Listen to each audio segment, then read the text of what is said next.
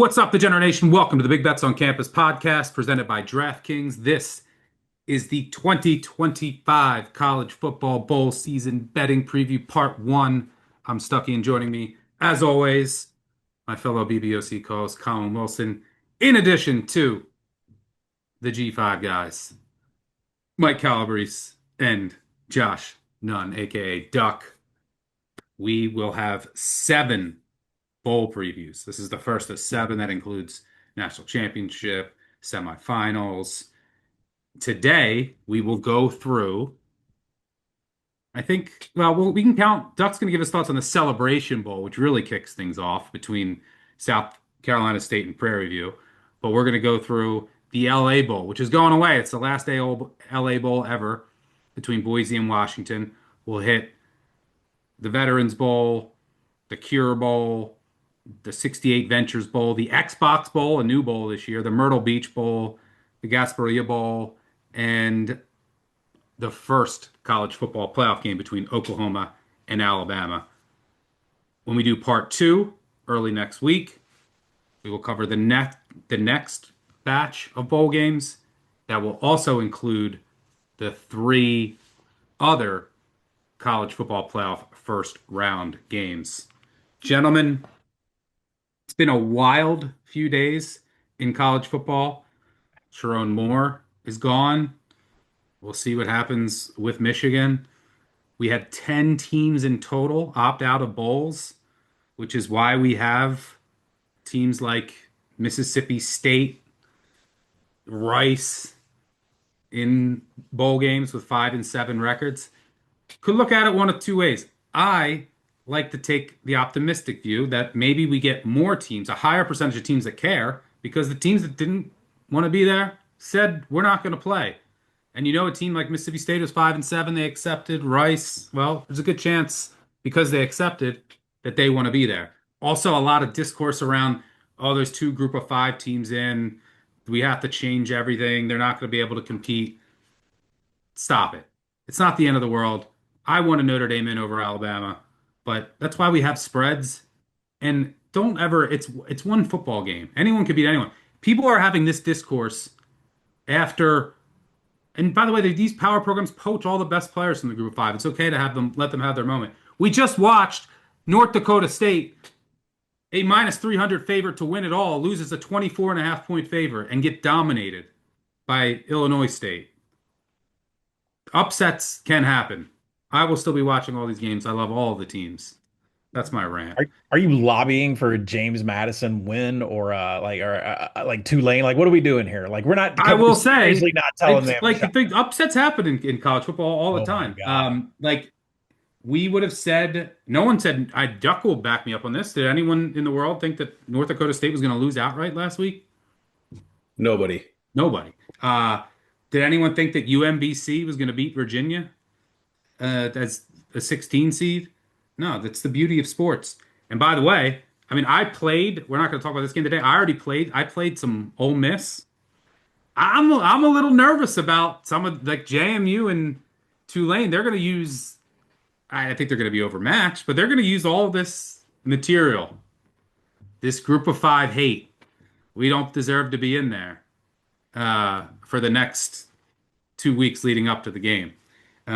So we'll see if it leads to any results. But everything that I mentioned, everything else that's going on in the college football playoff world with Notre Dame, and do you have any initial thoughts before we dive into all these games? Breeze, I'll start with you. Well, first, thanks for having me and Duck, a G5 addition to usually a P4 focus show. Usually it's a safety issue. You can't have us here at the G5 level competing. Shout out to Bud Elliott for that piece of garbage. I think it's interesting. You bring up a lot of the good points, which is all of a sudden Oregon is, the 2001 Miami Hurricanes. They can't lose. There's no way that this game can get mucked up. I didn't watch them get mucked up against Iowa, play with their food against Wisconsin. Oh, it was raining. Oh, they had injuries. Like, I just look at it pretty simply in terms of Oregon, when they run the ball really well, they're a great team. They can beat just about anybody in the country.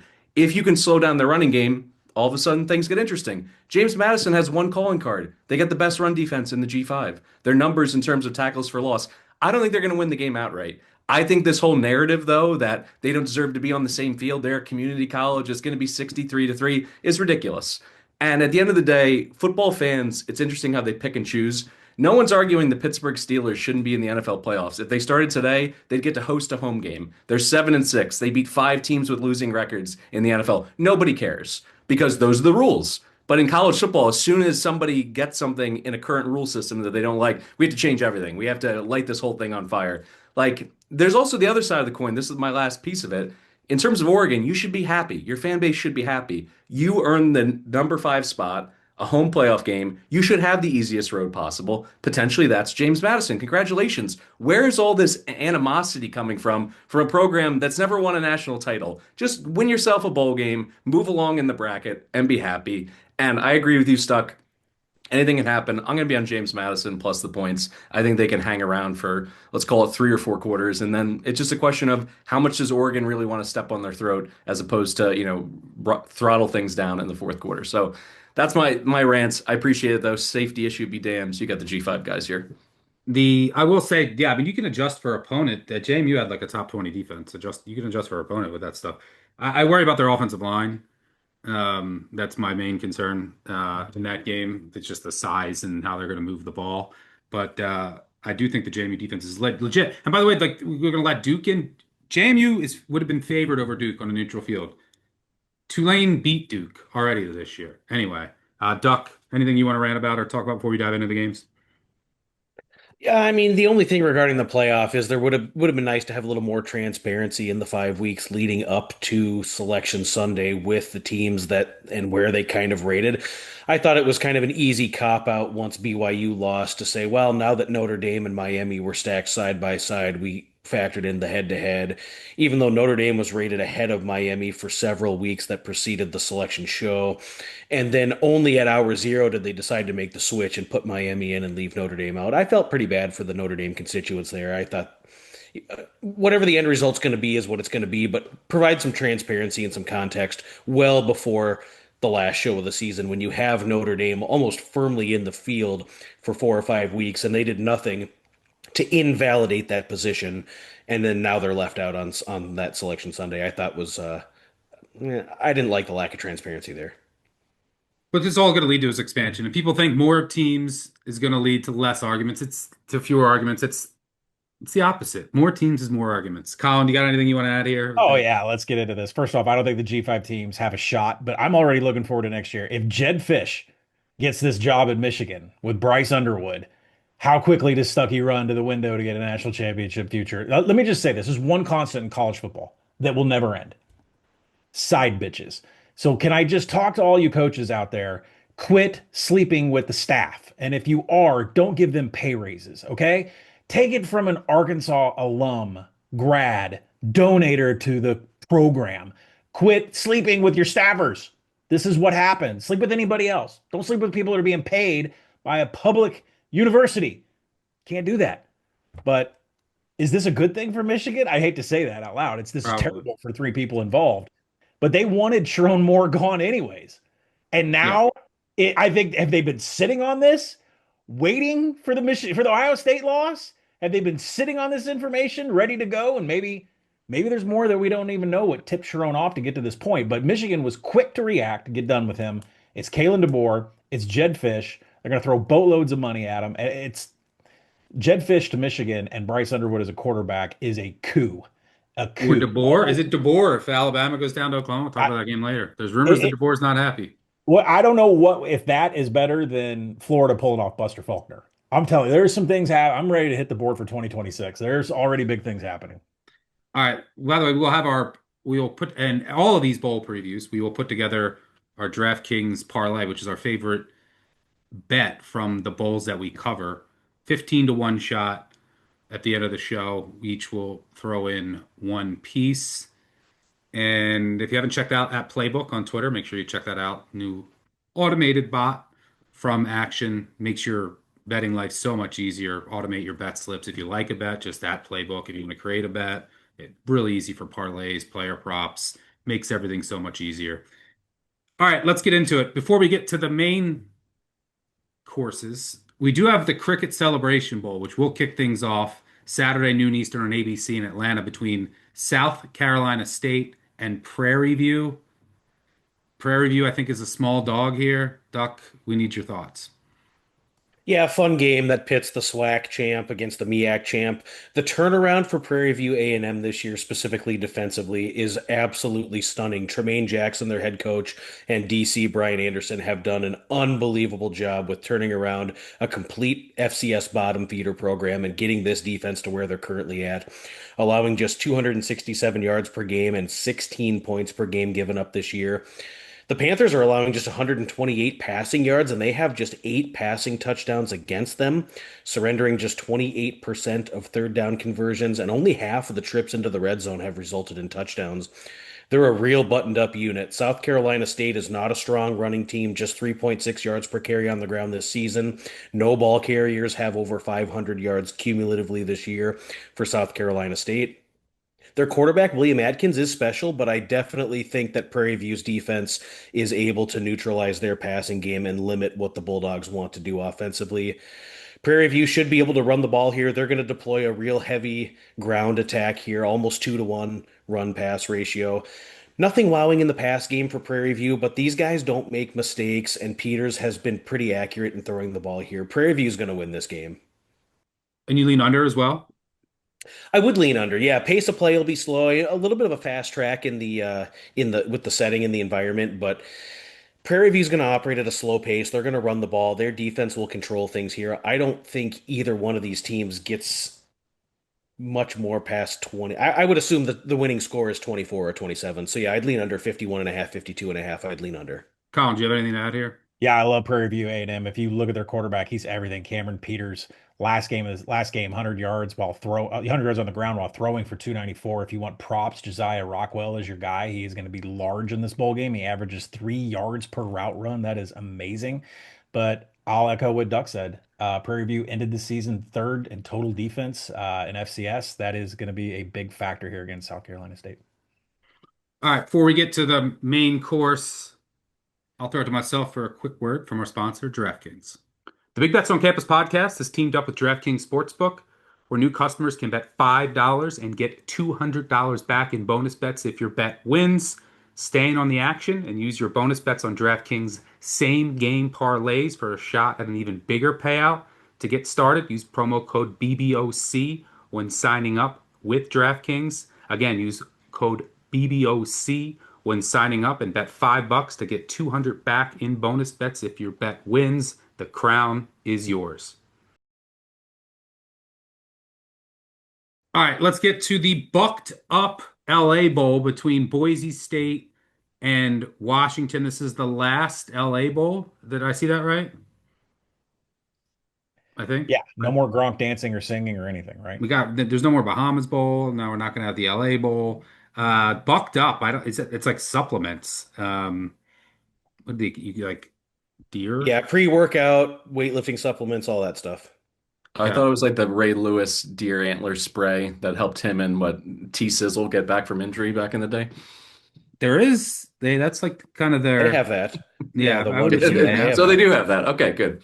Um, this game Saturday, 8 Eastern on ABC and SoFi, Inglewood, California, Boise State, Washington. Washington's taking some money here, 9.5, 10-point favorites. I know there's a lot of uncertainty with who's going to play in this game. Now, Jed Fish, the Washington coach, said he expects everyone that doesn't have a long-term injury to play. So you had Jonah Coleman, who's their running back's been dealing with an injury, Denzel Boston.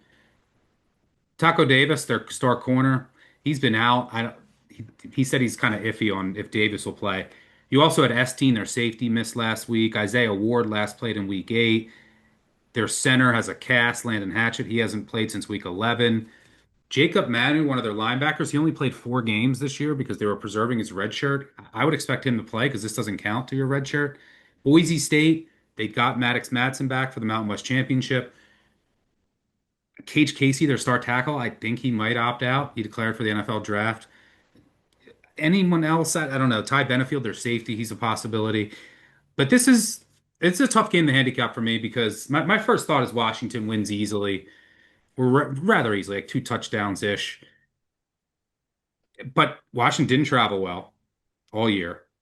And they're hard to rate because, when they stepped up in class, you could obviously tell that they weren't at that same level of your Ohio States, your Oregons. They did take care of some teams rather handily that are in Boise State's kind of price level. But they had so many injuries all year along the offensive line, defense, Coleman, Boston, that it's hard to get a read of number one, who's definitely going to play, how healthy they are, and then what this team's actual level is. And then you had Boise State to play a couple games without Maddox Matson. A couple of them were super ugly. But it's hard for me to see Boise State. If Washington's at full strength and locked in, and based on some of Fish's comments, it does seem that is the case. It's hard for me to see Boise State getting too many stops. And Washington under Ryan Walters did a tremendous job. Like their run D is really good this year. They're using more cover three, and that's what you want to do against Madsen. You want to play more zone, not mad, force him into some mistakes. So I need to see some more about, get some more clarity on who's playing for sure. I would lean Washington, even though I don't show a huge numbers edge. By the way, a quick plug, make sure you check out my bowl tracker, update it hourly for every single bowl, opt-outs, coaching changes, transfer portal news. I mean, just right now, I just updated Brazel, the star receiver for Tennessee, just declared for the NFL draft. UConn's running back just hit the portal. It'll be news throughout, and that's the key to bowl season. So I lean Washington. Duck, you're on the same page there. You would look at Washington. Yeah, and I was encouraged by what Fish said about how they're kind of rallying the troops and getting all their guys ready to show up and play a football game on Saturday, and it sounds like most of their guys are going to go. Coleman and Boston would be huge for the offensive platoon, and I think they do have some advantages. Eighth nationally in offensive success rate, 16th in securing explosive plays on offense. Washington should gash Boise State routinely. You look at the Boise defense, 120th in allowing explosive rushes, 116th in overall yards per rush given up this season, 107th in red zone efficiency. The Huskies should showcase well here if they're fully equipped. It sounds like they will be pretty close to that. I think that this will be a real strong showing. Boise also in recent priors has been a pretty poor bowl performer. They haven't covered a bowl game since 2018. And I wonder if Maddox, he was able to really grind through the Mountain West Conference Championship. That was clearly a game that meant a lot to Boise State.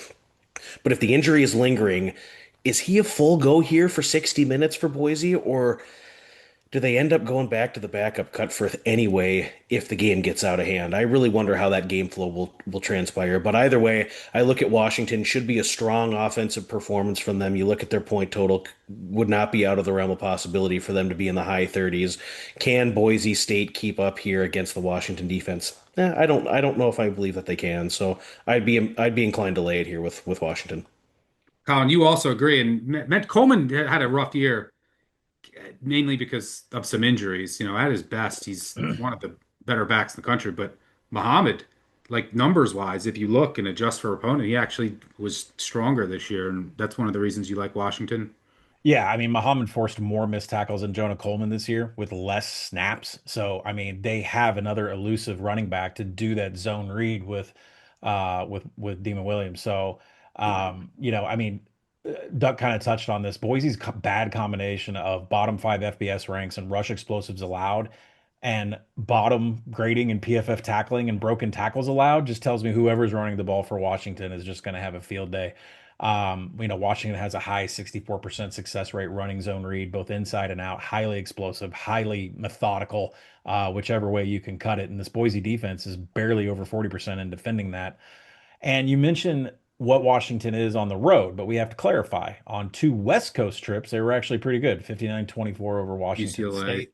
Yeah, UCLA 48-14. It's that time zone hop where Washington had some issues. Fair. We don't have that here. I hit Washington at 8 on open. I make it 10.5. I'd still play it at 10.5. I have no feeling of what number I would hit Boise when you're almost dead last in tackling in FBS. And Breeze, you're waiting on more certainty around players, and then maybe even with Fish too. I mean, Fish, that the key person here to me is Doug Hendrickson, his agent, because when the rumors were swirling about him being linked to the UCLA job, Hendrickson immediately came out and squashed it, said, "We're not meeting with UCLA. He's not leaving." He hasn't said that about Michigan. And I think the timing couldn't be worse from a pre-bet perspective because if Fish leaves, then if I'm Coleman, if I'm Boston, like, do I just pull the plug and focus on my NFL future? I'm just going to wait for the first drive. I just want to see who actually, I'm not even going to do the whole warm-ups, who's in pads. I want to see who's out there starting the game if their heart's in it. And if so, I may have to end up giving out, 3 or 4 points worth of value to be able to get that look, but I'm going to go ahead and do it because I do think that Washington's the right side here if they're dealing with a full deck. I think it's just a bad matchup schematically for Boise in this one. All right. By the way, I'm going to track everything here. Colin, anything we both agree on for sure, I'm going to put on our agree board. But for Okay. this, for the bowl previews, anytime that there's multiple people who like one side and there's no disagreement, we're going to track it. So we got Washington on the board first. That's not going to be the case here for the next bowl, which is the Salute to Veterans Bowl between Troy and Jacksonville State, Tuesday, 9 p.m. Eastern in Montgomery, Alabama. Troy's been sitting around a 3-point favor, got out to 3.5. Jacksonville State took some money. We got a disagreement here. G5 guy, it's a G5 game versus one of us. Colin versus Breeze. Colin, you like Troy. Mhm. Breeze likes Jacksonville State. Colin, I'll let you make your case first. I'll break the tie. Well, I mean, Jacksonville State has the softest strength of schedule in the nation. So you can look at their stats and say they're a great running team. And sure, there's a lot of highlights that they've got in there with Cam Cook and Creel. But I just, this Trojans defense has been the staple of that team and the reason why they were able to come back and actually win their division. I think they're going to have a lot of success stopping Caden Creel and Cam Cook with the zone read and the counter that they like to run. The Trojans are above average success rate against both of those run concepts with a much tougher strength of schedule. So I would think that the defense shows up here against a Gamecocks team that really has not faced anybody. Troy's going to have some advantages with some pass explosives. I know there's some question on the quarterback. Goose Crowder got hurt in that championship game. Tucker Kilcrease could come in. Neither of those guys are, I mean, one ahead of the other. I mean, they both split starting duties this year. But the big thing is that Troy is actually top 20 in the nation in pass EPA. So they're not methodical. They don't get first downs. They have an ugly offense, but they do hit pass explosives. And Jacksonville State is 79th in giving up pass EPA. So also, you look at what Jacksonville State runs on the defensive end for coverage. They run cover three. As a whole, Crowder and Kilcrease have a mid FBS 47% against that. So it's not like whoever starts a quarterback is going to be at a disadvantage. And then finally, one thing you cannot forget about what special teams are in these bowl games because they make up such a huge part than it would in a regular season game. And Jacksonville State's 125th, Detroit's 56th in SP plus special teams. So a lot of advantages that I see defensively and special teams for Troy. Breeze, you want to make your case for the Gamecocks? So I'll go from a quote from Moneyball. If he's such a good hitter, why doesn't he hit good? If Troy has such a good run defense, why did they get gouged by James Madison? Old Dominion ran for 351 on the ground. Texas State 326 on the ground. Cam Cook is a one-man wrecking machine. The guy is just absolutely electric. He breaks tackles. He makes explosive plays happen. I've been doubting this team really since the preseason, and I'm done doubting them because we look at it, the preseason power rankings, the TARP, the advanced metrics, all of it rightfully hated this team because it looked like it was misshapen parts being tried to put together with a new coaching staff. And I'll say hands up, I didn't see it working. But they make the run to the Conference USA title game. And stats aside, I think that you just have to start looking at it from a perspective of is Cam Cook good enough to carry them? He was for much of the season, and I'm done doubting them. And on the other side of it, if it is Kilcrease, I'm excited to fade this guy because if you take out his breakout performance against Texas State, who had an awful defense this year, the rest of his games, 55% completions, 4 TDs, 4 interceptions, and he's so slow to process in the pocket. It's why he had the fourth highest sack rate of any qualifying quarterback in the entire country. So they're going to be able to get after him, get them behind the sticks. I think this is a game that kind of plays into Jacksonville State's hands if they can run the ball.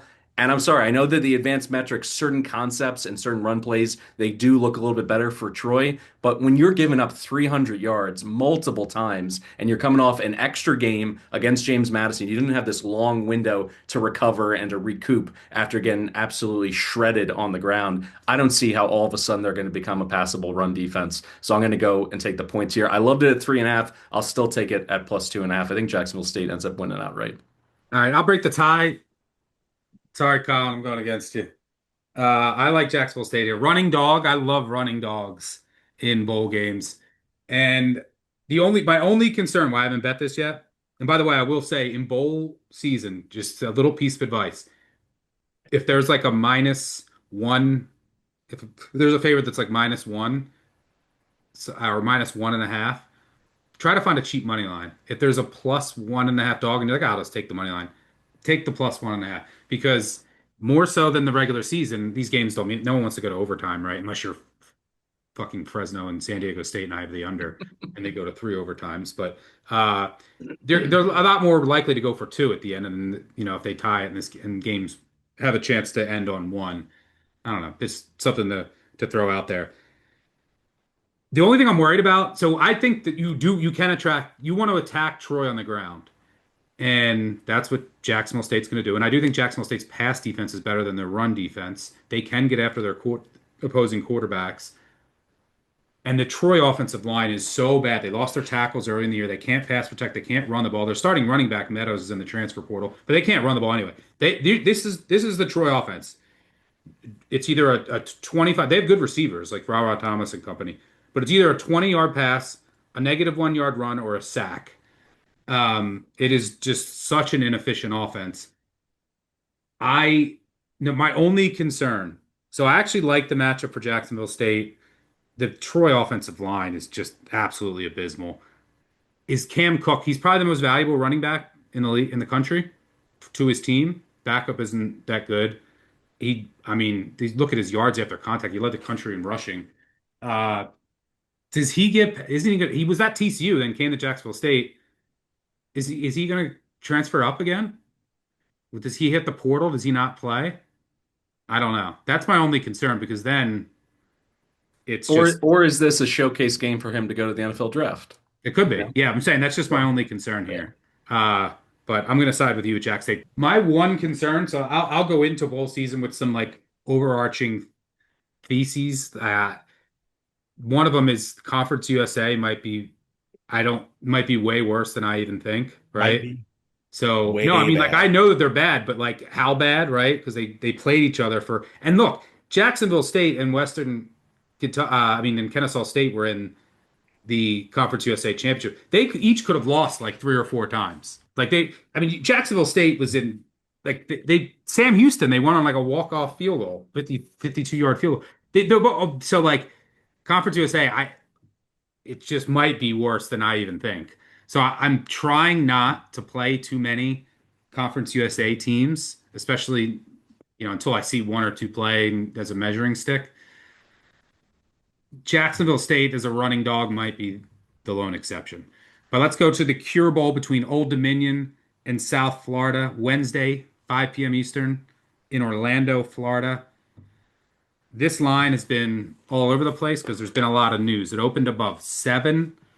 It came down, started to drift back up, and then came down to sitting at 3.5 now. South Florida is favored. Lots of news in this game. Byron Brown. Oh, Byron Brown. Remember last year? He was a decoy. He cashed for us he didn't cash for us, he didn't play. It was Bryce Archie. But is he going to play? Is he not going to play? Is he going to play? And then he dressed and then didn't really play. The classic Hawaii Bowl on Christmas Eve. So Byron Brown's, this is his 4th year at South Florida. The first year, he didn't make a bowl. The second year, he started a bowl. Last year, he was a decoy. This year, he's going to be a coach. So he opted out. He's going to be an assistant coach. And they probably need him to be an assistant coach. Obviously, they would prefer for him to play. I think he became the 12th quarterback in NCAA history to throw for 3,000 and rush for 1,000 as a quarterback in a season. But he's not going to play. He might go to the NFL. He might transfer to Auburn. The Bulls have no offensive staff left. Golish went to Auburn, brought his coordinator, quarterback coach, offensive line coach, wide receiver coach. It's like a bunch of low-level assistants running the offense. Old Dominion, their starting quarterback, Colton Joseph, he opted out and said he's not going to play in the bowl. He hit the transfer portal. So you're going to get Quinn Heineckel. Is that his name? Quinn Heineckel? That's right. Who did start last year and ran for over 200 yards against, I think he ran and passed for 200, but it was against Arkansas State, who did not have a very good defense. So a lot of news here, like the coaching, no coaching quarterback, no offensive coordinator for South Florida. They do get to play in Florida. Old Dominion, no quarterback. They do have a freshman who did start as a true freshman. What do you make of this game? I played Old Dominion. I played them plus 7.5, plus 7. I'd still play them right now. South Florida, I expect some more opt-outs to potentially come. There might be more guys following goalish. Byron Brown is so valuable. I don't think we really just obviously he can hit the deep shots, but with his legs on third downs, fourth and ones, the sneaks, the him fighting for yards, breaking tackles, making plays. And now you have an offense. He's calling the offense for Gaston Moore. I mean, Gaston Moore was at Tennessee. He's a career backup. He walked on and then followed Golish to be a backup. He's going to get the start. I would have South Florida, I think, would have more upside if they went with Lecklin or whatever his name is, the true freshman who threw a touchdown pass in a game against Boise on a fake punt earlier this season. But yeah, it's hard to read too much with Heinickel because it was one start against Arkansas State, but running quarterbacks can give South Florida issues. I think Old Dominion can run the ball, running dog here. I'm not sure how locked in South Florida is. I mean, Brown's not playing, there's no staff. I think the Monarchs get it done. Duck, you're on the same page? Same page, yeah. I think we'll see the doctor's notes and the opt-outs continue to come. The staff is no longer there. Now your quarterback is opting out. You're also going to be missing key pieces like your explosive receivers, Nimrod and Christian Neptune, that are not going to play in this one. This is one interesting element of handicapping bowls is it's very important to understand and determine if a team is motivated or not motivated to be there. Do these players want to go through an extra 15 bowl practices? Has the staff moved on to their next gig? Does South Florida really want to be there? And then on the Old Dominion side, you look at a guy like Ricky Ronnie, who's been at Old Dominion now for 6 years, has never won a bowl game. So I think this is really one of these chances for Old Dominion to really step up and finally get big for the program, right? You get the extra bowl practices, but this program is one that really does need to get a bowl win under Ricky Ronnie. I like the fact that the running quarterback is going to be in there, and he played a little bit last season. Yeah, I think if you're trying to handicap this strength on strength, of course, South Florida's more talented if everybody's in there and they have a little bit better scheme when they're fully equipped. But what sort of shell of a team are we going to see for South Florida? Who's not going to be participating? At the end of the day, does anyone really care to be there or not? Hard questions to answer, but it's an important part of the cap. And this is one where I think it really matters. The last thing I'll say is, with the spread now getting down into that 3.5, 4 range, it's easy and tempting to want to take the points here, but you're really trying to assess and pick the winner of these bowl games. 34 times in the last two bowl seasons has the underdog against the point spread won the game outright. It happened 15 times in 2024. It happened 19 times in 2023, where the dog won the game outright. So essentially, you're trying to pick the winner with the spread like this. I think Old Dominion on the money line, there's value. I played it couple days ago. I'm on the Monarchs here. Also, I will say, I do. This is just a personal. This is just preference. Will bet I'll bet like 8 to 10 bowls early. They'll usually move in my direction a big. I'll usually go for it. Might be live, it might be pregame. I'd usually go for a tiny, maybe a tenth of a middle, just because we mentioned motivation. I follow this as close as anyone and track everything. There's been times where I'm fully convinced that this team cares, this team doesn't, and it's clear from the first drive that the opposite is true. And it does not change in game. That motivation thing does not change you in can game see in on the these bowl games. sidelines, you can see the effort on the field. So, and you have to accept that in bowls. Like even if you could beat a close by a touchdown and then you're dead as soon as the game starts. You have to just move on. Like these bowls are so much about motivation. And then there's going to be a lot of bowls where right before kick, there's going to be a list, and it's 8 guys no one knew are out, and you just got to live with it. And that stuff evens out over time. But you got to move on and just be like, you're going to look so dumb, especially if we do this on a podcast. You're going to look so brilliant on some games and so dumb on others. But that's bowl season. Enjoy it and move on to the next. By the way, whether you want to if you want to follow and tail us on Old Dominion, we'll have quick slip links available for all of our best bets at actionnetwork.com/bet now. You can also find a link in the episode description. Colin, you're going to disagree here. Yeah, I am. You're just fighting everyone today. You're going with Yeah. USF, I Gaston mean, Moore. nothing's changed in my handicapping style in 10 years. I just go into a bubble, and when I come out, people's like, I I don't listen to anybody. Gaston, you come out of your bubble and you're like, I Uh, gotta back Gaston more. Look, I think it's time to put down a PSA to everybody out there betting bowls. What Stuckey said is completely right, and don't chase. Like if a team gets down, unless it's the Toastery, the famous Toastery Bowl or Yeah, whatever. Old Dominion Old hasn't Dominion, won a yeah, bowl because they blew a 30, let's 28, talk 7 about Old lead to Western Dominion, huh? Kentucky. You're gonna back a Hey, team Ricky that Ronnie, blew. you owe us. Calabrese, do you have anything you wanted to add? Yeah, I just want to throw a shout out to Heinickel. He played down the road from me at Downingtown West. Go Whippets. But he hasn't started, in a whole calendar year, pretty much. And Arkansas State in 2024 was horrific on the ground. They couldn't stop anybody. So I don't really put much stock in that. And I agree with Colin's assessment. We could see musical chairs at quarterback. You could see them be deep in their bag. I mean, essentially, Byron Brown is going Lance Harper from Varsity Blues, and he's going from quarterback to coach. Who's going to stop him from, pulling out all kinds of tricks and doing Wildcat and all kinds of different elements? Like, this is a huge mystery box in terms of play calling. I think you can throw out the run pass ratios, everything that we know about the coaching staff. So, at the very least, it's an in game play for me. I want to see what's going on because there's a lot of mystery elements to this game. Running dog for me with the Monarchs with a running quarterback, which is what I like. You can get some threes out there. There's some flat threes out there, Colin. All right, let's move on to the 68 Ventures Bowl between Louisiana and Delaware. Wednesday, 8:30 Eastern in Mobile, Alabama. Do we have a no fight here? This is like Delaware, tough team to figure out. Like they had some. I like Minicucci. I like some of their receivers and their They petered weapons. out. They Yeah, petered I mean, out. I think that they might have wait, but the opposite was true for Missouri State. Like just transitioning up, and then I thought that they might have worn down. They had some just head scratching blowout losses. Like they lost 52 to 14 to Wake. That's fine. But what happened against Liberty? They lost 59 to 30 to Liberty. Um, They had a miracle win against La Tech. They probably should have beat Western Kentucky. They won at FIU by 22. This is a Jekyll and Hyde team. They lost at Sam Houston late in the year. Then they beat UTEP 61 to 31. Obviously got the benefit from a lot of turnovers. Then you look at Louisiana, another team that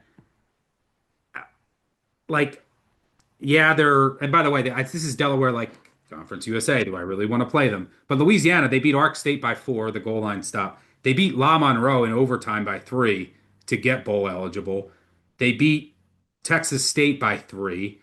They beat uh, Marshall in double overtime, 54 to 51. They went 4-0 in one possession games in conference play. Three of those teams didn't even make, well, two of those teams didn't even make a bowl. Lunch Winfield took over at quarterback. They want to run the ball. That's what Louisiana wants to do. Delaware really wants to throw the ball. They aren't that effective at running it. Their running back Silver's questionable with an injury. I don't see too much news in this game. Delaware has some injuries. I mentioned their running back. They had a couple guys who haven't played since week 11. They're one of their tight ends, one of their linebackers, they're one of their guards. Louisiana was missing their center in the season finale, and their free safety Tyree Skipper, who's a decent player, he got reinstated. He was suspended for a brawl earlier this season. The Sun Belt reinstated him for this bowl game. Lunch Winfield did leave the finale with an injury. Walker Howard took over, but he did come back for a couple plays at the end, so I think he should be good here. This is a tough Five, game. five star, What five are you star seeing, Walker Don? Howard. 5-star Walker Howard. 5-star Walker Howard. This is a tough game for me to crack. Colin, what are you seeing here? I like Louisiana, not because there's like glaring stats you can take advantage of against Delaware. Like I said, like Delaware just kind of faded at the end. Minicucci wasn't as efficient, made a lot of mistakes. And then defensively, Delaware finished 120th in defensive quality drives and 114th in defensive finishing drives, which means everybody gets a methodical and everybody gets at least 4.5 to 5 points every time they get past the 40-yard line. Massive EPA advantages here for Louisiana, which means there's going to be a lot of chunk plays, whether it's on the ground or through the air, probably on the ground, because that's what Louisiana is. All zone read. They like to mix in some 12 with outside zone, two tight end sets. That might be a little bit too much for this Delaware defense to take care of. And Delaware is more of a passing team with Nick Minicucci, and ULL's defense is much better defending the pass. I mean, they're not great at anything, but they're better at defending the pass than they are against the run. And when I mentioned like Delaware kind of petered out at the end, they lost 5 of their final 8 games. I mean, their wins came against 2-10 UTEP and 3-9 Middle Tennessee. So either there's one of two things going on, or maybe both. One, either this roster didn't have enough depth for an entire FBS schedule, or two, the playbook got out on them and the coaching staff never changed what they were doing. Either way, I don't think either of those things are going to like be rectified before this bowl game, and I'll take a stronger conference with ULL. Yeah, to play devil's advocate, I mean, maybe they did wear down because they play fast too, which probably didn't do them any Yeah. favors after transitioning up. So maybe to make a case for Delaware, there was a point in the season where I thought Delaware was the best team. It was early, but in the Conference USA, which isn't saying much, but there's not much separating a lot of these teams. Maybe the break helps them. I know that they'll be motivated, right? It's their first year transitioning. Oh, I'm not worried about Delaware showing up. Duplessis, I love one of their receivers. But you're right. Louisiana wants to run the ball. Sampson is their big play receiver, but Winfield kind of unlocked the running game with his legs once he took over at quarterback. Nothing is great for Louisiana, but I don't know. I'm struggling with this one. Speaking of pace, that's one of the reasons you like the over, Calabrese. Yeah, definitely on the over. Everything you brought up in terms of pace, they just left their defense out to dry. You saw it against Liberty, Jacksonville State, UTEP, UConn. Huge yardage given up, a lot of points, very high scoring games. They ran out of gas. But on the other side of things, like this this Louisiana defense, from a pass rushing perspective, they're outside of the top 110 You in get no terms of pressure. Minicucci's they gonna have get all day. and Minicucci, like if you zero in on his stats in a clean pocket, 19 passing touchdowns, over 70% completions in those clean pocket scenarios. I think he's going to pick them apart. I do think, we have to read the tea leaves a little bit. I think Lunch is healthy. I think they were just, being cautious in the game, but the fact that he came back in the last game that they played is a good sign.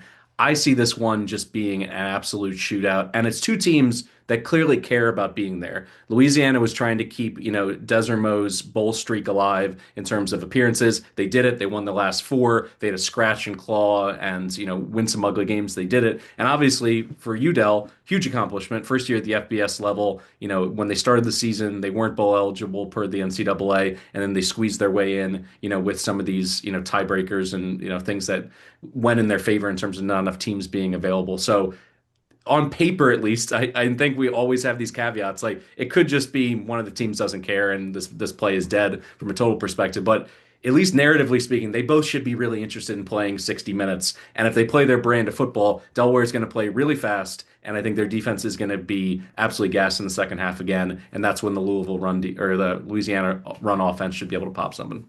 Yeah, I will say I do like the Delaware defense a lot better against the run, and Louisiana wants to run it. So maybe that helps Delaware a bit.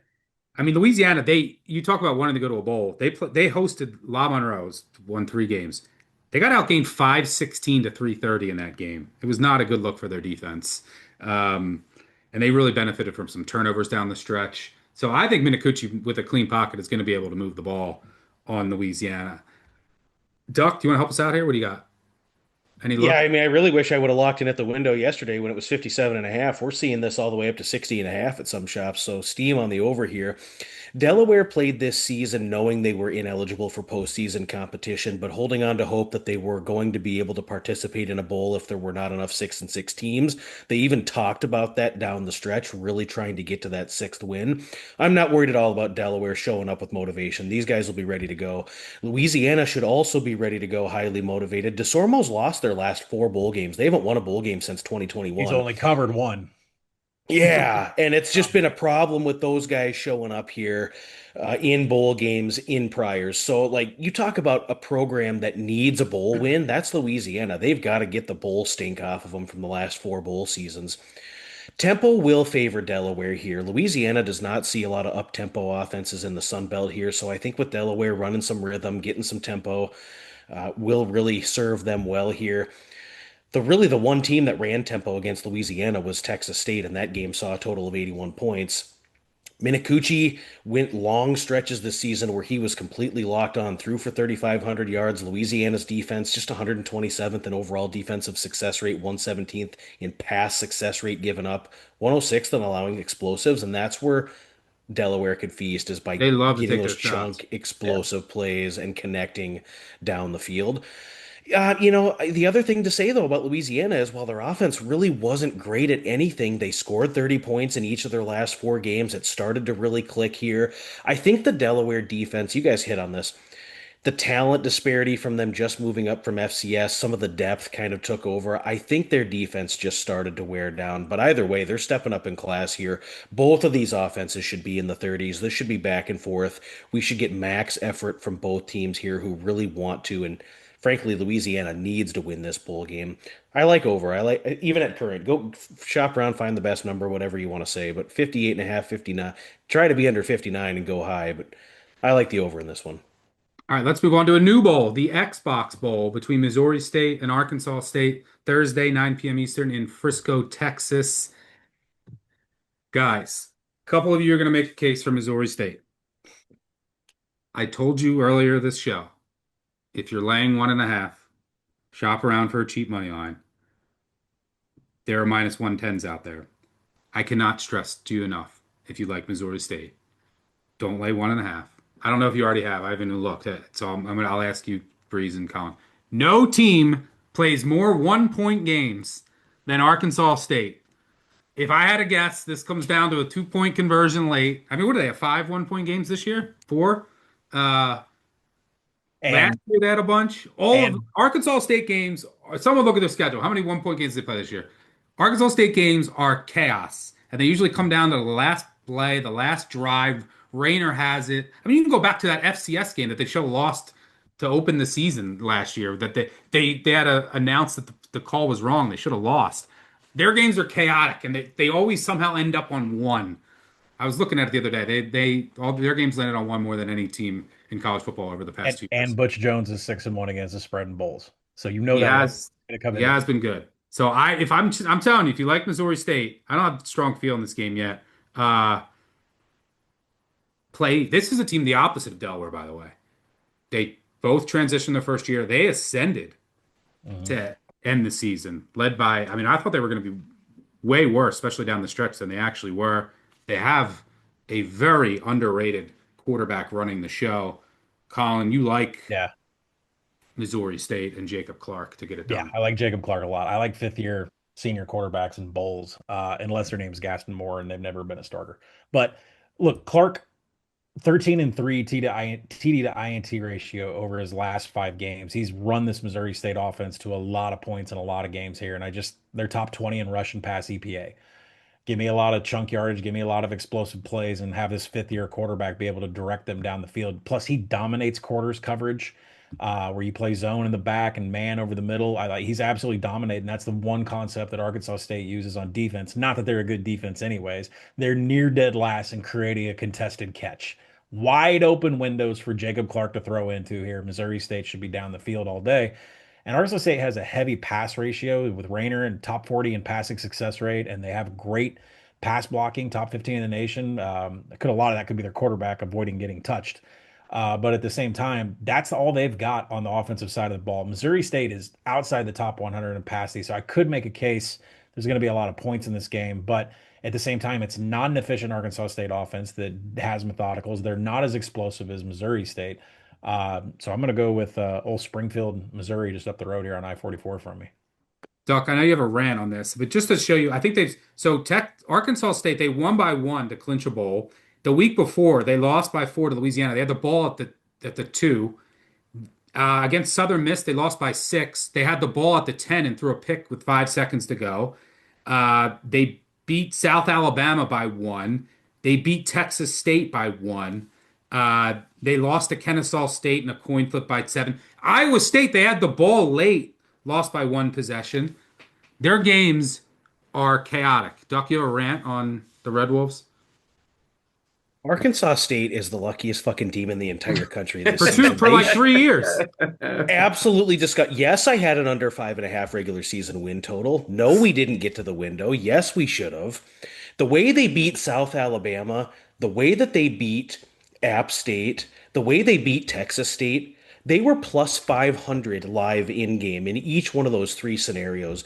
App State at home going for bowl eligibility, they score a touchdown to go up double digits. It gets called back with like 90 seconds to go. They kick a field goal to go up 6, and then Ark State goes down for the win, scores a touchdown. App State comes back, misses a chip shot field goal, which would have created everything we needed here. You look at Wasn't Ark Ark State State, like last year the luckiest team, like in second order win total? second Uh, order win total this year, I think was 3.8. I know. I'm saying the last 2 years they've been uh, that's been their MO. But I'm just telling you, if you like Missouri State and you have the choice, just always shop around. But if there's right now there's -1.5 out there on Missouri State, but there's also -110 on the money line. Yeah, you're Arkansas absolutely right. State's due to lose by one.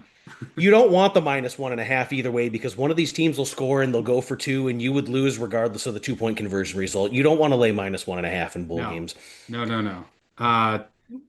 Calabrese, before I get your thoughts, Duck, you also are rolling with Jacob Clark. Yeah, I'm on Jacob Clark. I mean, I'm not going to cover all the ground that we already covered, but Rayner is going to give us a chance because this guy loves putting the ball in harm's way.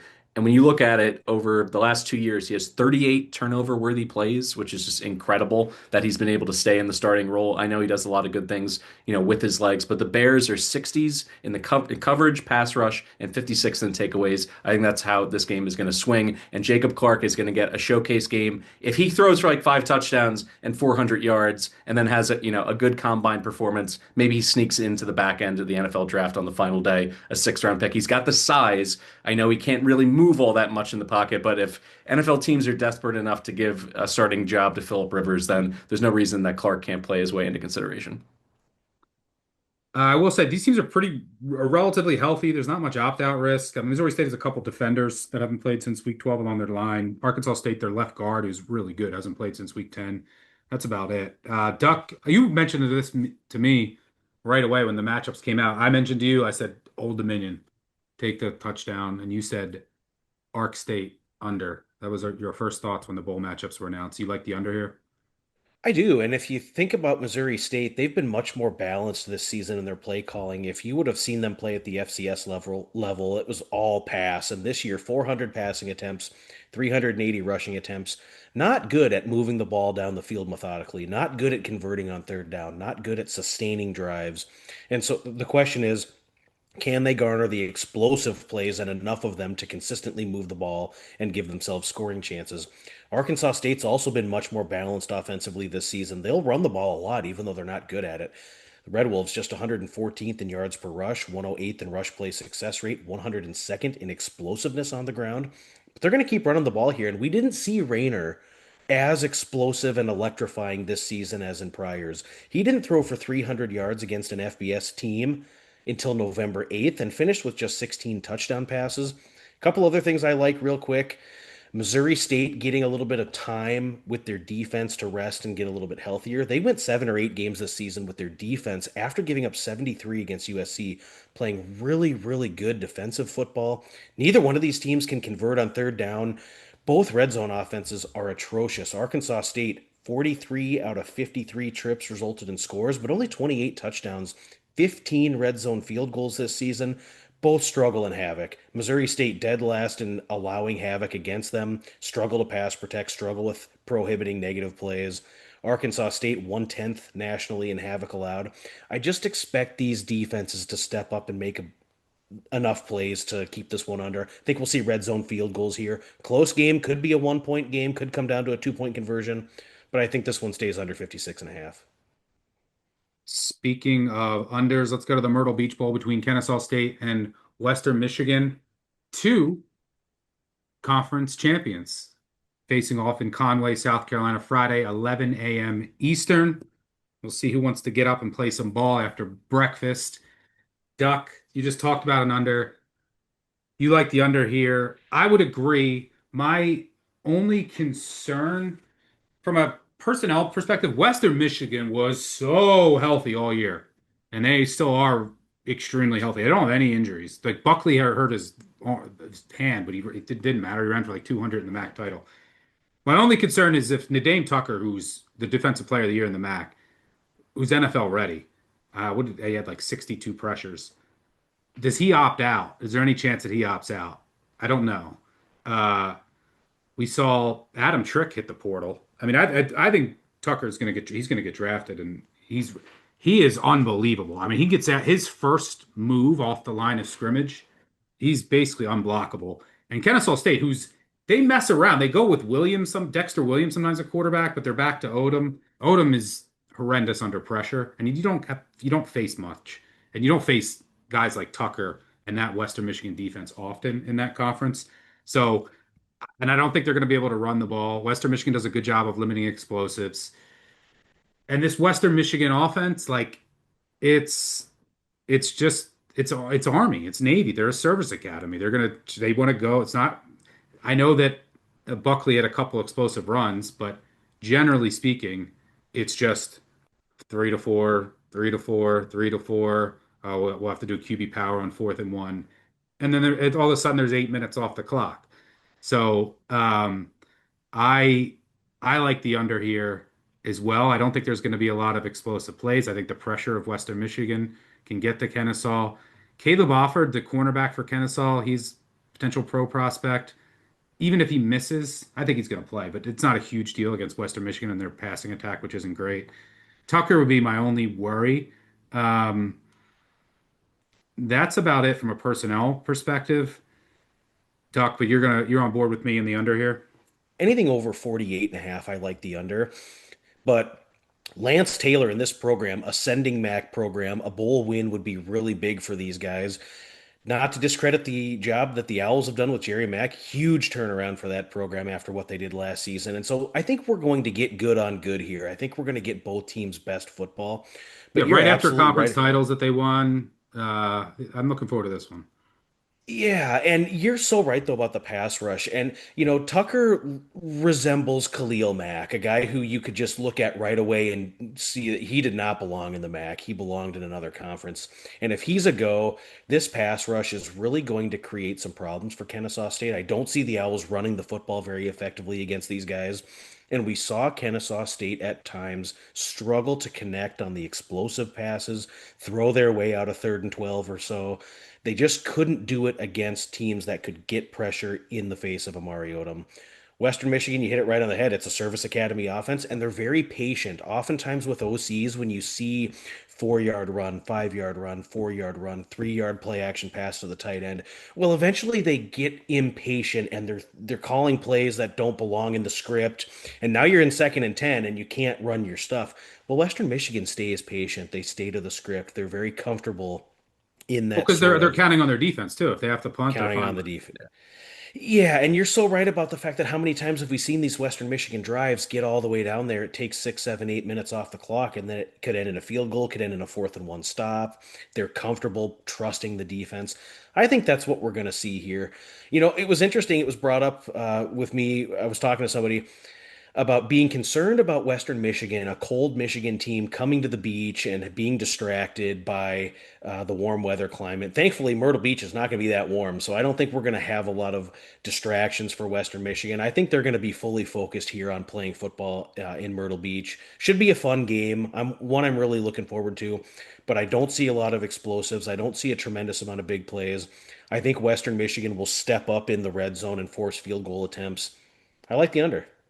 a good comparison for Tucker, like Trey Hendrickson, who played at Florida Atlantic, right? So not power conference.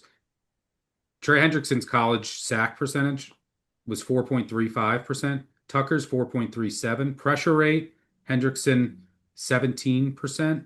Tucker 18%. Pass rush win percentage, Hendrickson 30%. This guy all pro. Hendrickson 30% doesn't mean that Tucker's gonna be this, but Tucker's pass rush win percentage 45%. Just I hope he plays. Because then when you have some of these, like sometimes when there's these star defensive ends that sit out or get hurt, there's a trickle down effect, right? Because the amount of attention that you have to pay to them, and these other guys benefit from him being on there. So I think he'll play, but it's something worth noting. He just kills. He'll kill drives. He'll kill 2 or 3 drives with a sack and or like a big run loss. So yeah, I like the under with you. I know that you lean under as well, Calabrese. Colin, you like a side. Yeah, I like Western Michigan. I mean, for a lot of points have already been discussed here. Western Michigan does not allow explosives at all.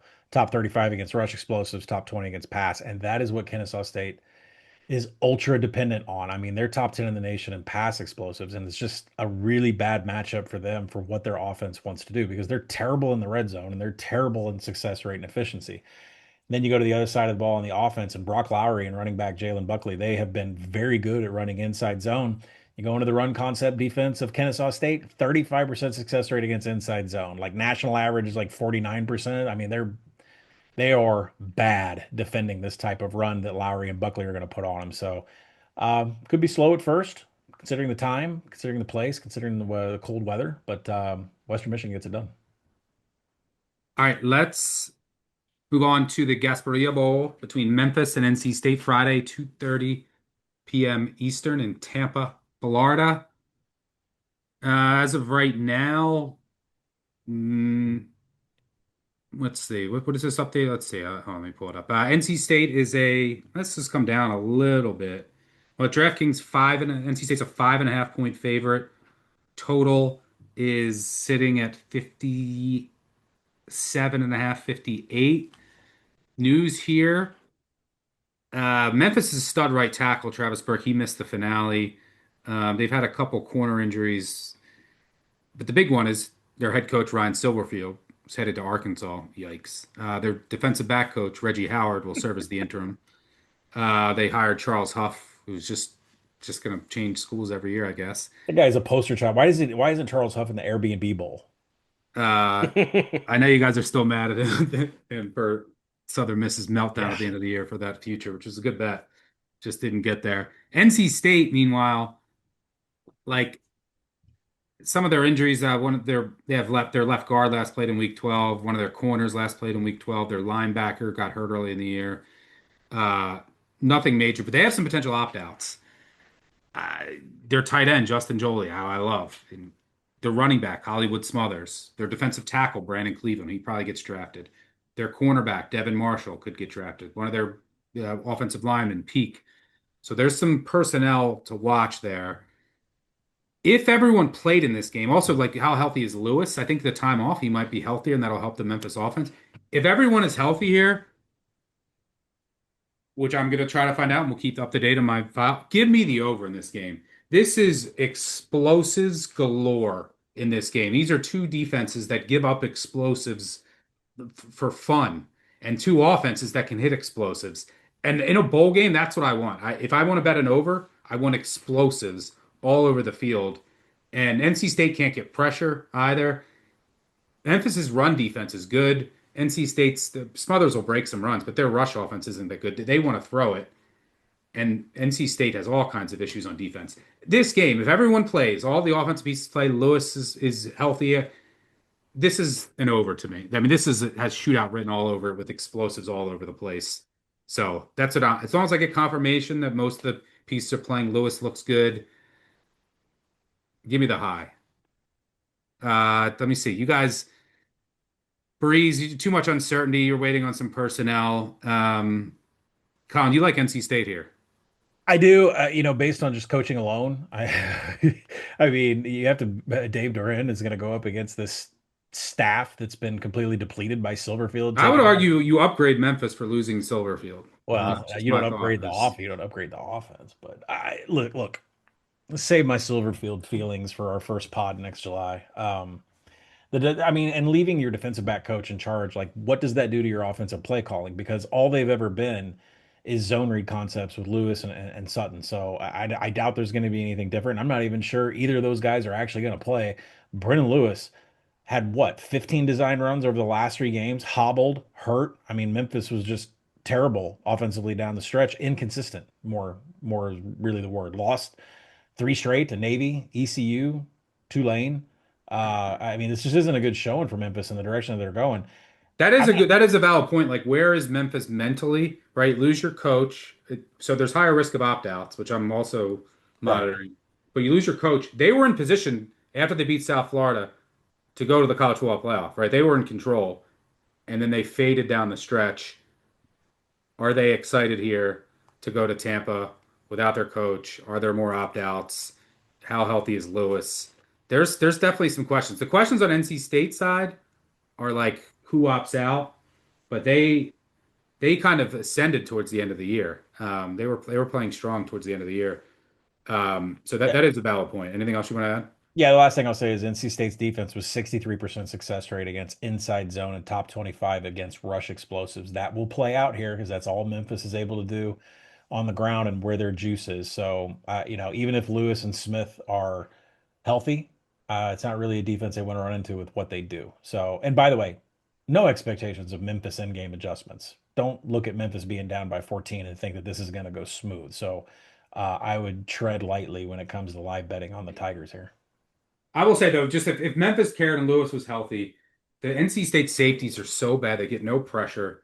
They're, and then there's just going to be explosives all over the field. That's all I'm saying. All right, let's move on to a game where we know both teams will show up. Oklahoma, Alabama, Mhm. Friday, December 19th, 8 p.m. in Norman.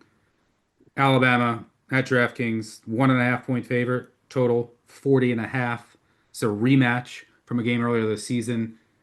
Alabama was a 6.5 point favorite, lost outright, but outgained, doubled up Oklahoma in yards.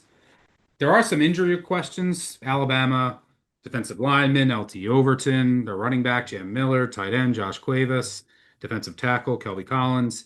Oklahoma, their defensive end who might go in the first round, R. Mason Thomas. I think he's going to play. That's pretty big. Their cornerback Gentry Williams, and then they've had offensive line injuries all year. I think Thomas is going to play, which I think is big. This is this is you could make the case that Alabama dominated in the first meeting, which is fair. I don't care. This Alabama team's trending in the wrong direction. I don't know if Simpson's fully healthy. They cannot run the ball, whether Jam Miller's in there or not. I this Oklahoma defense at home at night. And by the way, with extra time to prepare, Mateer gets extra time to get healthier. You give Venables extra time to come up with a game plan against the one-dimensional offense that he's already seen that's trending in the wrong direction. At home at night, the home field here is like 4-1, 4-2, juiced up to the gills. What did we see last year with Mhm. these home teams in the first round of the playoff? Ohio State destruction of Tennessee. I think the home teams all went 4-0, right? Yes, and covered. And covered, yeah, 4-0 against the spread. Um, so the home field here with that defense, and do not, this is the kicker for me. Do not sleep on the special teams advantage for Oklahoma. Alabama special teams have been a mess. Their kicker is not reliable. You saw the Georgia game. They get a block punt. Oklahoma special teams, one of the best in the country. Tate Sandell, think he's going to win the Luke Rosa. He was worth like 1.5 points to every game. That's how good he was this year. He didn't miss from above 50. Guy is a weapon in a game with a total of 40. That is important. Boomer Sooner. Give me Oklahoma. I will say, little teaser. It's three versus one. One of us likes Alabama. You know that I like Oklahoma. Two others of us like Oklahoma. Colin, are you on my side? Didn't you take Alabama in our recap show? I was like, we only had two Well, I disagreements. said just off the cuff when I was filling out the bracket but after digging into it, Okay, I'm on Sooners. just checking because I've been pro Oklahoma since the second that I'm bracket putting it came out. on Oh putting it yeah, on the yeah, yeah, board. yeah. Put it on the board. I mean, for me, it's about market entry right now, right? Like I want a juiced money line. I'd like better than plus 100, minus 110. I'd like maybe plus 120 on Oklahoma. You've already said this. I didn't have any notes in the script, but you've already said it. I don't think we've properly assessed what home field advantage is in a college football playoff game after what happened last year. Yeah. And so I think that's a factor here with Boomer Sooner. By the way, fingers crossed. I'm trying to get my credentials for this and go cover it for us. Hopefully, I Oh, get some that I mean, it's insight. going to be Yeah, absolutely I, electric there. I'm And oh, not by the sure way, I'm I updated advantaged. my numbers now. Make Alabama a favorite, and I mean, not make Oklahoma a favorite after this past weekend. I have Vandy favored over both. Oh Anyway, God, here we go. This is not a Vandy pod. All right, so I have Oklahoma -2, but it doesn't matter. There's a lot of things going on. You mentioned the injuries, but what you're not mentioning is like even if Jam Miller is healthy, he's not effective. Ty Simpson has never been on this availability report. I think he's hurt. There is smoke, and one of my his sources back. is They've always saying, were working on his back, and he just wasn't the same quarterback in the last month. his on target rate has dipped week after week after week. And I think that's more injury related than talent related. Ryan Williams has had that hip issue. I don't think it ever went away. I talked to a scout this week over text that was telling me about his move to the inside from the outside, doing more slot, has kind of gotten into his brain. He doesn't want to cross over the middle. There are problems all over this Alabama team right now. And now there's additional noise in case Michigan gives Kalen DeBoer a call. But outside of that, right? Ask yourself a question. Alabama averaged 1.3 yard net yards per play better than Oklahoma in their own stadium, and they didn't get it done. 11 offensive possessions. The Tide posted two explosive drives. That means 10 yards per play. And they had three methodicals, which means they had three drives with 10 plays. You still didn't get it done against Oklahoma in your own building? I can't get over this box score about how much they screwed it up. And if you want to look at the one big thing, 243 hidden yards. Hidden yards is a direct correlation to special teams, punting, field position, all the good stuff. Um, I know John Mateer only had a single touchdown. He only had like, a couple dozen rushing yards, but it fits into Alabama's chronic issues against mobile quarterbacks. And if Mateer has any kind of game where he runs for 50 yards and has a TD, that's a better advantage than anything that I see coming out of this Alabama offense. This Oklahoma defense, I cannot tell you guys how much. Number one in the nation in defensive rushing success rate, number one in defensive line yards, third in havoc. I mean, these aren't joke numbers. And special teams, let's get down to the rankings. Special teams SP plus for Oklahoma, 21st. That's Tate Sandell, and then 113th for Alabama. Also, they're going to get I think they're going to get R. Mason Thomas back, who's a first round draft pick who didn't play in the first meeting. Yeah. Oklahoma advances. We'll see them in the next round against Indiana, which should be an absolute street fight with brass knuckles. Daly being out for the year, that's a shame. He got hurt in the celebration. That's big for Indiana because they already lost Wyatt.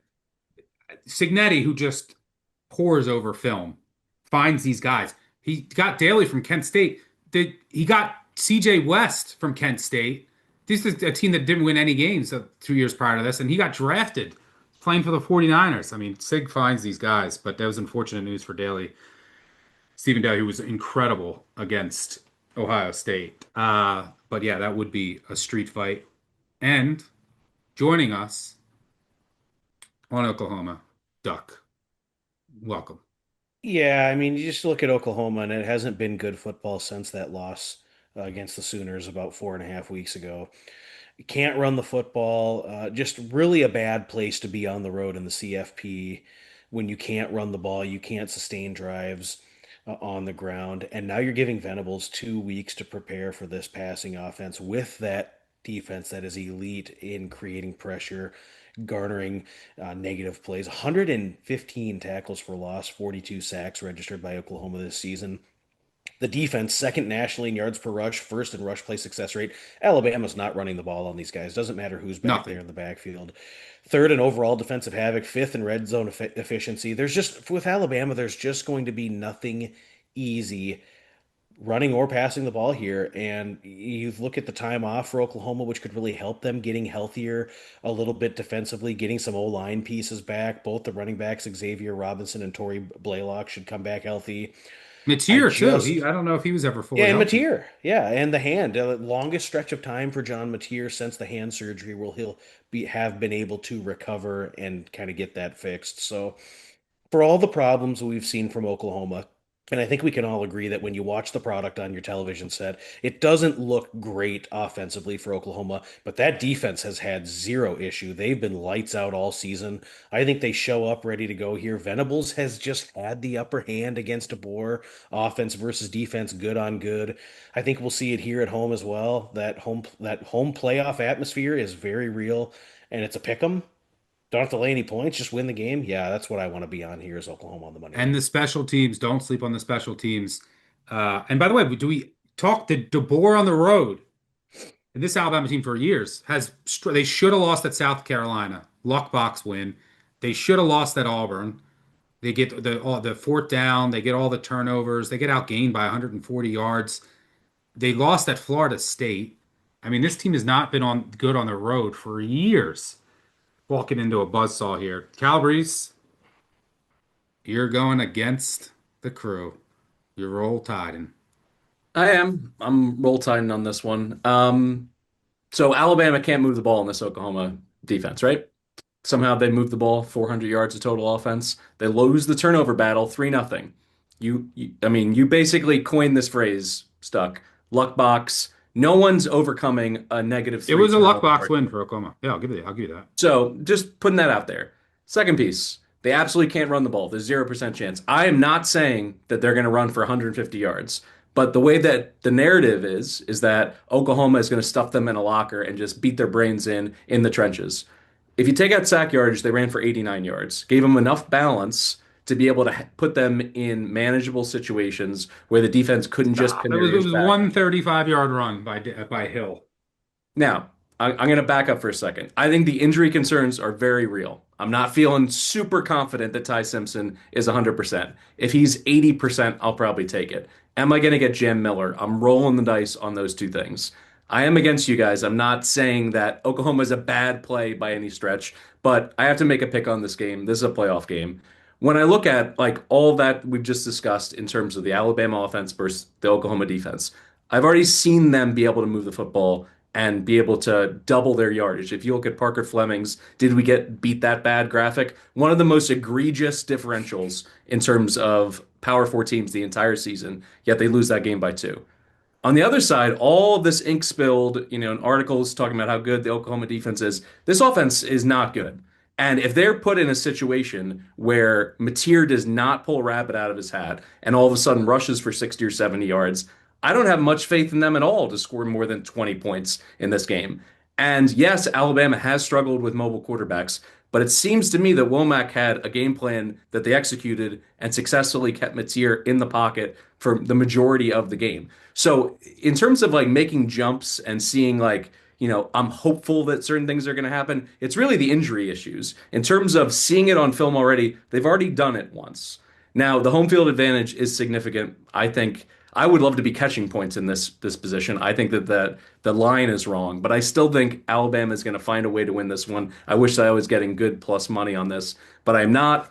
I got to put my foot down between one of these two teams. I'm going to go with Alabama because if I look at Kalen DeBoer's performance in the postseason, back to his, national championships at the lower level, what he did at Washington, being able to really elevate them and against teams that essentially should have had a big talent advantage. Look at that Texas Sugar Bowl. He was able to scheme things together. He's going to be have to be deep in his bag on this one. The Michigan noise, the cloud isn't great. Another thing kind of trending against me here, but I still have faith in him as a play calling genius. That's the reason why he got the Alabama job in the first place. So I think they win a low scoring game. They're on the right side of some luck. Hopefully they don't get a freaking punt blocked. Because that's what actually cost me. I had this huge for the Action Network, huge same game parlay where I had under across the board punts on the opening drives for Georgia and Bama. All I needed was 300 total yards for the Georgia offense. They finished with 297 after a bunch of kneels at the end of the game. It was because they were constantly gifted short fields, including that block punt. So I'm going to go Bama. I've seen their offense succeed against this Oklahoma defense, and I still have my concerns about Oklahoma. I think they're a half team. They have an excellent defense, but they have to show it to me against this particular Alabama team. Well, what does The final Bama score do? when they won the What does net. Bama do elite though? Like I don't even think Bama's elite anywhere. At least Oklahoma has an elite defense. I don't. But what does Bama do that is elite? How then if they're not elite, which I know. I don't think they I'm should not be in the saying that they playoff. are this juggernaut offense. They're like the 15th best team in the country in my opinion. How did they generate 400 yards offense against this Oklahoma I mean, defense? it's I'm one not even game. I saying mean, this to be childish. I'm just saying like how put it did to the man. Georgia only put up 120 yards on Georgia Tech? I mean, it's one game. I got to look at the whole body of work. They should have lost at Auburn. They should have lost at South Carolina. They got blown out at Florida State, a Florida State team who was horrendous, didn't even make a bowl. They could have easily lost Zoo. at Missouri. I mean, this team could have had five I losses mean, this year. in a lot of these cases, these games you're pulling, I'm going back to Jam Miller. I'm rolling the dice that this kid is going to play because he is a difference maker, not just in the run game, but also in the pass game, swing passes, being able to turn a 3-yard play into a 25-yard gain. He is somebody that needs to ball out in this game for them to hit their maximum, but they still hit north of 400 yards without him having a big game statistically. It wasn't him who got to the end zone twice out of that Alabama backfield. So it would be a cherry on top. I think I have to have it. But in terms of them being able to do it, I know it's one sample size, but like everything on the other side of the argument to me is that Oklahoma is going to dominate defense and special teams. They better, because if it's anywhere close to a draw in that situation, I think they lose this one. Like I could say Alabama ran for -3 yards against Georgia. Oklahoma's run, it doesn't mean they're going to run for -3 yards here. It was one game. It also was at home in Tuscaloosa, where Alabama never loses, and they still lost. This is a different animal, extra rest. I don't know. Duck, do you have anything you want to add? Colin, anything? I Cherries just on top? Alabama does not have Ole Miss's offense where they can come in there and push OU's defense around. I mean, Ole Miss had the weapons. This is not Trinidad Chambliss. I mean, so it's not going to happen. Duck, anything you want to add? I mean, I think we pretty well covered it, but it's All right. it's going to be fascinating television on December 19th. Jam Miller under 25 rushing yards, Calabrese. All right. Before we get to our DK parlay, this is the comic relief part of the year, the entire year, not just the show. This is when Colin tells you to bet Army Navy over. It's not comic. This is winning bets. This is cash. Has this only hit once and when it went to like overtime? It's hit once in the last year. Is that good enough? Look, I'm really disappointed that I opened up the podcast script and somebody in this group said under. All right.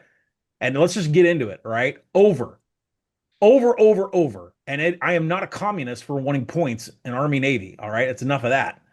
But I said this last year. I said this 7 years ago when it was just you and me. And you and I had to upload into iTunes.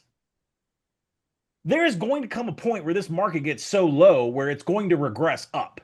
The key number in totals is 41 and 38. We passed 41 a long time ago. It's been years, right? Now we're hanging around. There's a 37.5 that popped on the board. Like, what is this number? These offenses are not the same. And frankly, everybody on this show, we've had conversations about what these new offenses are for Army and Navy. So why is that not applicable to this game? This is not your mama's triple option line up and bleed clock. That's not what this is.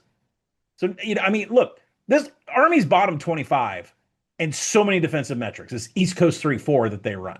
All right. They can't defend inside zone, power, or counter. Navy runs all of those things. Blake Horvath, 23 all-purpose TDs. He's going to go crazy just like he did last year. Also, he had 13 fumbles this year. That could give Army supreme field position. That's chances for an over. Navy runs 8 different combinations of personnel and run concepts. That is not triple option with 12 and 13. 2 running back sets with power is the most explosive. Explosive? Yeah. Army's explosive. Have you seen this Helms kid? I'm sorry, both sides are. Horvath is explosive with Navy. Army's 39% and defending power and outside zone. Top 100 and outside the top 100 broken tackles allowed. Like Army's defense is atrocious. And Navy's going to do what they want. And Navy's 13th in red zone TD rate. They don't kick field goals. They get touchdowns. You go to the other side, Cale Helms is amazing for Army. He is a one-man show. 15 rushing touchdowns, 25 on the season for Army. He does it all for them. Navy can't defend outside zone. That's what Army runs. They give up an explosive play on 17% of opponent attempts. Army's going to have explosive plays on the ground. I don't know why this is so hard for everybody. This was the handicap last year. These offenses have changed. Triple option has gone from a 30% call down to like an 8% call for these offenses. They're more explosive. They've integrated other run concepts, and the defenses haven't gotten any better. I don't understand why everybody's not betting this over, but whatever. It's 1 of 1 in the last year. I'm glad it finally came through. I mean, that was the first time they surpassed 41 points since 2010. I will say that their offenses are different, but last year, I mean, look. Are the offenses Army not Navy. way better than the defenses? These two. There was 11 completions in the game for like 150 yards. Why are you looking at the passing attempts for these two teams? Well, they also ran it. That's what I'm saying. The Army ran it 38 times for 100 yards. So every play action attempt's an explosive. I mean, they threw it. They averaged 4 yards per pass with 3 picks. And that was Bryson Daly. There's just a lot of familiarity. I don't know. The offenses are different. I said every year and I've said this for 10 years, you can't use a model to make these totals. I made the total 33 every year, and then would bet the under, and it started to come down to 33, 34. But now with these different offenses, I'm around like 37 and a half. So there's nothing for me to do here.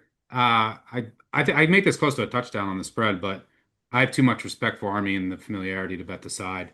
Always love this. I used to go to this game. My dad would take me when it was at the vet in the 90s. I got my Army Navy helmet back here. Breeze, you're gonna fight. I love the pageantry around it. I hate that there's a bowl game on the same day. It should be Army Navy game. Yeah. Uh, but it is what it is. Breeze, you're going with the history, not the year history, but the longer history. You're going with the under. You're fighting Colin here. I am. I mean, I if you want apples to apples, if you want some examples from this year, Army played Air Force. I had a lot of respect for Air Force's offense, no respect for their defense. It was 20-17. Navy played Rice. Rice's defense stunk. It was 21-13. So there's ways in which these games can be Bryce mucked up. Navy. Yeah, I mean, it's That just was ugly. these matchups, it's easy Bryce's to look. offense sucks. These offenses don't suck. Rice's defense, though.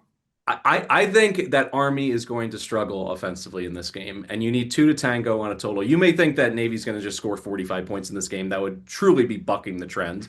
And I look at Navy, their last performance against Memphis, that was the best the defense played the entire season. So I think the familiarity, I think that they are ascending defensively. I'm just going to play the under here, and I understand it's 1-0 since last year.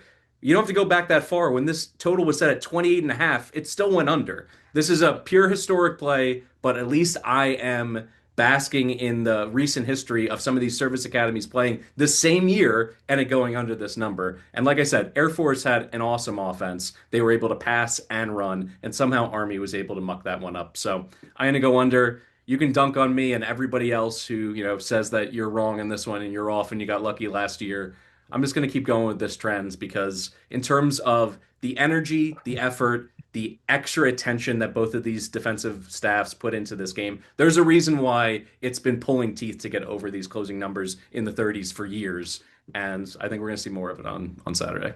My favorite part of the Army Navy rivalry is the history, the pageantry, seeing all the troops, the song after, the celebrations, the respect. My second favorite is trolling Colin on Twitter when it's 0-0 in the second quarter, and then him praying for overtime. Duck, you're laying it with the mids. Yeah, I mean, Navy dominated a much better Army team last season, and you just talk about a team that is so incredibly prepared to face the intimate nuances of this Army option style attack. I actually like what I've seen from Navy when they've played up this season. Defeated South Florida, defeated Memphis to close the season out, played Notre Dame tough for a half. When I look at Navy's rushing offense, they are much, much more explosive. 542 rushing attempts this season for 32.82, 6.1 yards per carry on the ground with 38 rushing touchdowns. Army's averaging nearly 2 yards per carry on the ground, less than that, with only 25 rushing touchdowns. Navy has the overall better run defense, even factoring in those games against South Florida, Memphis, and Notre Dame.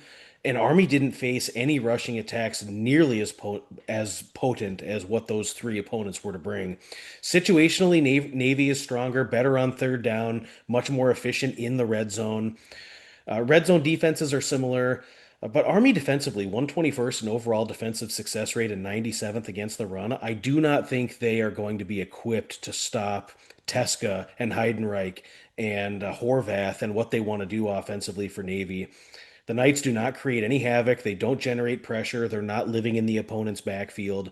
And I just think the mids will get whatever they want here. I think this will be a game that we'll see. It could always start off slow like they always do. So if you like under first quarter, under 7.5, you could look that way perhaps. But the Army offense is just not as potent or as successful as we saw last year with Kanye Udo, with Bryson Daly. They're just not equipped with the explosivity that we've come to know and love from Army. So there's just these small little marginal increases of data that favor Navy, and it all leads up for me to I have no issue laying the points here. This could end up 14-17 and I get burned by laying some points here, but I'd be more inclined to think this is 28-10 than a closer game. I think Navy is a supremely more talented team this year. 28-11. 28-11. 28-10. Well, will that get it done for you, Colin? No, you need Hey, 28-11. I scooped the 37 app, but I'd still play 38. I'd play. Listen, Everybody needs to know I'm playing the over until the market settles at 41 and a half. All right. I'm gonna be doing this All right. podcast in 15 years, taking the over.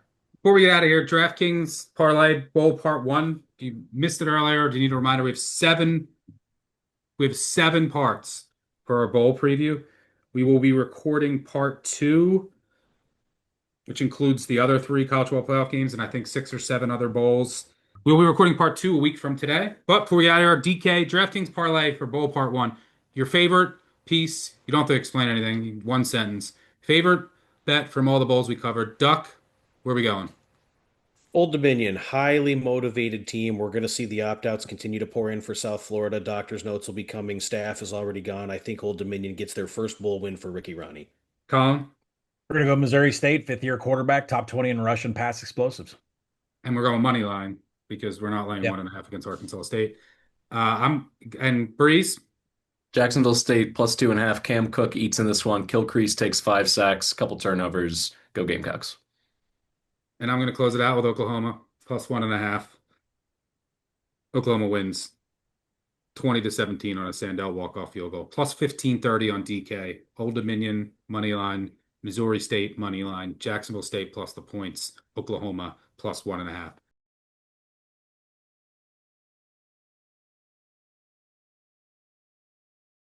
That'll do it for us. Thanks to Calabrese, Duck, Colin, our producer, David on the back end.